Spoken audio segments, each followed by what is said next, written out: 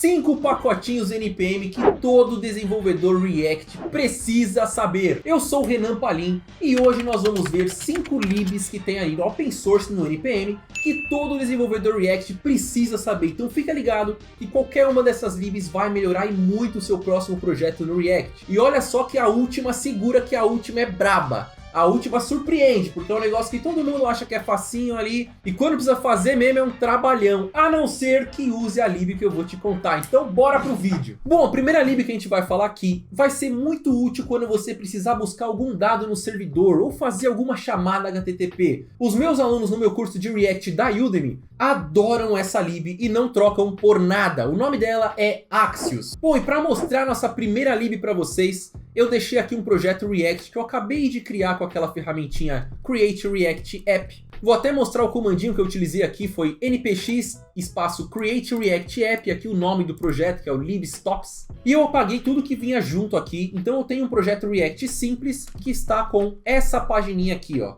Nós só temos um merchanzinho aqui embaixo do meu Instagram com dicas de desenvolvimento e um opa. E aqui a gente vai escrever um exemplo para você ver como que funciona esse Axios, como que é fácil fazer uma chamada HTTP, que sem o Axios geralmente é um pouco mais complicadinho. Primeiro que eu preciso fazer aqui é importar o Axios from Axios. E agora eu vou construir uma pequena chamada aqui para você ver como é que fica. Certo? E agora eu já criei uma estruturinha aqui para fazer uma chamada de Axios. Repare que como ele utiliza promises, eu pude utilizar aqui o async await. E ele retorna qualquer dado que ele recebe no body, ele recebe nessa variávelzinha data, já convertidinho em formato JSON para você usar do jeito que você quiser. A única coisa que está faltando aqui nesse exemplo para a gente ver isso funcionando é uma API. E eu vou usar aqui uma API de Chuck Norris. Dá uma olhadinha que já está no meu Ctrl+V. Ele vai me trazer um documentinho JSON que tem alguns dados ali e uma frase relacionada ao Chuck Norris.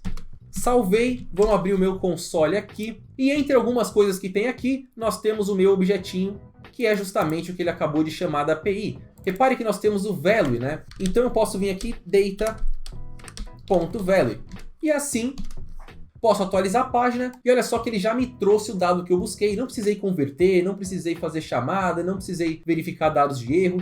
Tudo ali utilizando promises. Eu poderia utilizar um try-catch aqui para trabalhar com erros, ou aquele formato de promises tradicional que é com o then e o catch. E o legal dessa API aqui é que eu posso digitar uma category dev e ele vai me trazer piadinhas do Chuck Norris relacionadas a desenvolvimento. E vamos dar uma olhadinha na página oficial desse projeto. Bom, estamos aqui no GitHub do Axios e cada libzinho eu vou deixar o link na descrição aqui. E esse daqui é a melhor fonte de conteúdo, a melhor fonte de documentação ou para tirar qualquer dúvida que você tenha utilizando essa biblioteca. E olha aqui o que eu falei, ele é um cliente para o browser baseado em promises. Então é um cliente HTTP para você utilizar no browser baseado em promises, mas funciona também no Node.js. E nesse link por aqui você encontra a documentação completa do Axios. Todos os métodos estão aqui, por exemplo, em Axios API. Você tem alguns outros métodos para explorar que a gente não utilizou aqui, né? Como criar instâncias, enfim. Ela é uma lib muito mais complexa, então ela resolve o seu problema básico e caso o seu projeto cresça, ela ainda vai continuar resolvendo, porque ela tem como ser escalada e melhorada, adaptada cada vez mais às necessidades do seu projeto. Como se você pudesse configurar cada coisinha nela ali e ela vai servir para o seu projeto inteiro. E para você instalar o Axios no seu projeto é muito simples,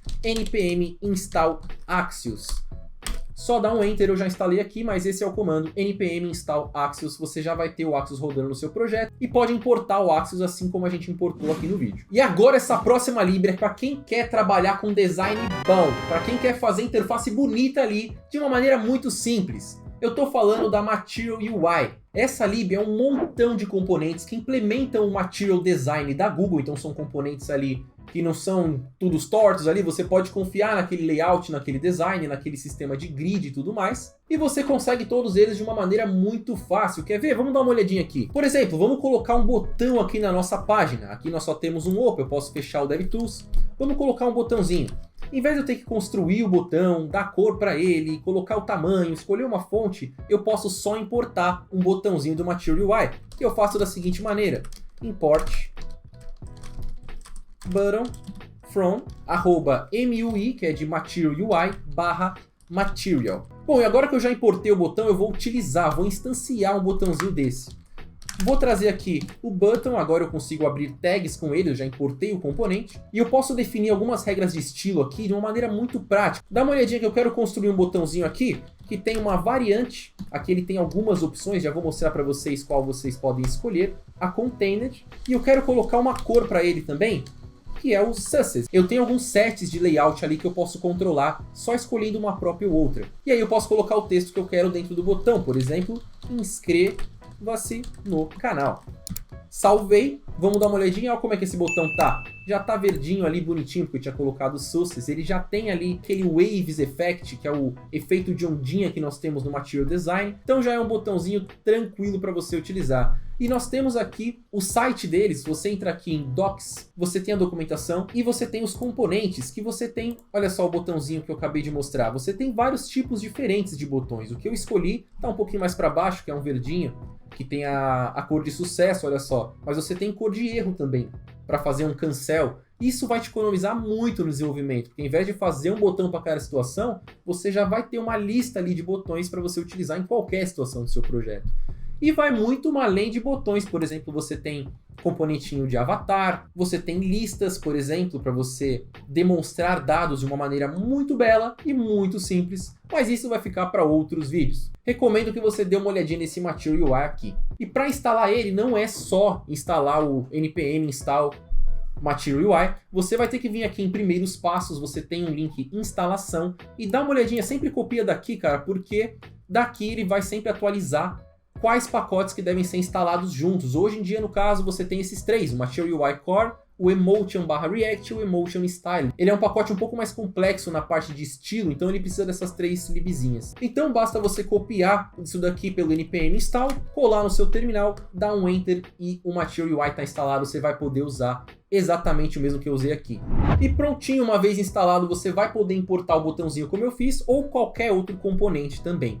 E é claro que a gente falou aqui do Material UI, mas na verdade o que eu acho que você deve dar uma olhadinha, que todo mundo tem que conhecer, é alguma interface gráfica em React, para você não ter que construir tudo do zero. Então a gente está planejando um vídeo sobre as melhores interfaces gráficas para utilizar como React, caso ele já tenha saído, cardzinho aqui, se não, deixa nos comentários se você gostaria desse vídeo. Bom, e a terceira lib que a gente vai falar aqui tem mais a ver com dados ali, vai te ajudar na hora de trabalhar com dados no React. E essa lib se chama Lodash, e ela é extremamente importante há anos, não só em projetos React, mas como em qualquer projeto JavaScript, seja no browser, seja no Node.js, e você vai ver o porquê agora. Bom, imagina que eu tenho uma pequena lista de usuários aqui, é um array de objetos, que tem aqui, cada objeto tem uma propriedade user, que é o nome do usuário, uma idade para o usuário que está aqui como age, e uma flagzinha booleana que diz se ele é um usuário ativo ou não. Se ele é ativo é true, se ele for inativo é false. E eu preciso fazer uma busca, eu preciso achar, por exemplo, todos os usuários ativos dessa lista. Eu posso escrever um código grandão ali para fazer esse filtro, na minha mão mesmo, ou eu posso importar o Lodash e utilizar o Lodash para fazer esse filtro para mim. From Lodash. O Lodash geralmente é importado com esse travessão aqui, você utiliza o underscore, porque como você tem vários métodos ali funcionais para trabalhar, você acaba usando eles de uma maneira mais prática. E aí eu uso dessa forma aqui, o underscore, ponto, aí eu vou procurar o método filter, vou passar o array que eu tenho e vou passar algo como se fosse uma query ali no MongoDB. Então se eu quiser, por exemplo, eu posso usar essa sintaxe, active igual a true. E aqui eu posso, por exemplo, simplesmente colocar um console.log. E agora sim, ele já me trouxe os dois usuários ativos. Se eu puder inverter também, quero buscar todos os inativos, eu consigo fazer um filtro muito rápido aqui, como o Lodash. E ele não tem só isso não. O Lodash, pense nele como um cinto de ferramentas ali, um cinto de utilidades do Batman. Tudo que você precisa fazer, ele vai ter ali uma função que vai pelo menos te ajudar. E todas essas funções disponíveis, todas essas ferramentas desse cinto de utilidades, você encontra aqui no lodash.com. Link vai estar na descrição também. Clica no botão azul Documentation e aqui você tem uma lista imensa de tudo que ele faz. Por exemplo, ele tem a capacidade ali de transformar arrays dentro de arrays em um array apenas. Ele vai meio que desencapsulando os objetos do array. Por exemplo, com esse flatten deep. Veja só, você passa aqui na documentação, no exemplo, array dentro de array dentro de array, e ele vai tirar todos os elementos e trazer na ordem como um array só. Às vezes isso é muito útil e dá um trabalhão ali para você fazer. Ele consegue fazer filtragens, achar elementos por indexes. Quer ver um outro caso de uso bem legal para ele? vou apagar esses users aqui, vou apagar o que está dentro do console.log e vou utilizar o _shuffle. Veja só que shuffle é como se eu quisesse embaralhar, então eu vou escrever uma série de números aqui, de 1 a 10, vou salvar e vamos ver se ele vai embaralhar para mim, como se fosse um joguinho de cartas, sabe? Embaralhar o baralho ali. Pois é, ó. E cada vez que eu atualizo a página, ele vai me dar uma sequência randômica. Isso é muito útil para fazer um jogo online, por exemplo, ou para distribuir dados de qualquer maneira. E apesar da gente usar esse carinha com o objeto underscore, ficou um clássico aí na web utilizar esse underscore como Lodash, para instalar você vai rodar o npm install Lodash. E aí sim você pode dar um enter e usar da mesma maneira que eu usei aqui. Bom, e uma outra lib muito útil, que não tem nada de especial na parte de desenvolvimento, mas que vai te ajudar principalmente se você está trabalhando com mais de uma pessoa, quer dizer, se você não está construindo esse projeto sozinho. E essa lib ela vai garantir que todo o código escrito na aplicação esteja igual, quer dizer, você gosta de usar chaves logo depois que abre a função, o seu amigo gosta de apertar uma linha, o Prettier vai garantir que quando salvar, ele vai transformar o código de um jeito só pré-definido. E tem um exemplo aqui no próprio site deles, que é o prettier.io. Vou clicar aqui em Try It Online, que eu quero testar isso no próprio browser mesmo, e ele já tem uma função JavaScript aqui, ó, toda bagunçada, quer dizer, temos uma function hello world aqui, e todos os parâmetros que ele recebe, que na verdade é um objeto só, mas cada destruct que ele está fazendo aqui, tá todo mundo numa mesma linha, ó, fica lá gigantão. Aí ele vai ver se tem a variável greeting, e se não tiver ele já retorna o null. Repare que nem tem aqui um ponto e vírgula no final, que às vezes é necessário dependendo da abordagem que você quer trabalhar no projeto. E aqui, depois de passar pelo Prettier, olha só na direita como que ele ficou. Ele quebrou a linha ali para todos os parâmetros, ele criou ali uma versão um pouco mais clara de se ler